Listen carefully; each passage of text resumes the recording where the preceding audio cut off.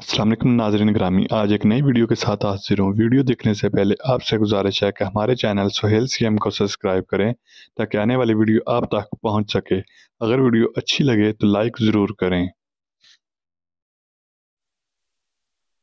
अच्छे अल्फाज कहने वाले के अल्फाज पर गौर करो, ना कि उसकी ज़ात पर।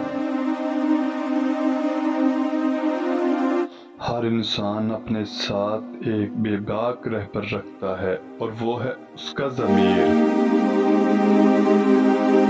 बेशक देर तक सोचो, लेकिन सोचने के बाद जो भी फैसला करो वो अटल हो। कभी कभी संजीदगी के खौफ से निकलकर बेफिक्र कहकों की जानब लौट आओ ताकि जिंदगी का एहसास रहे।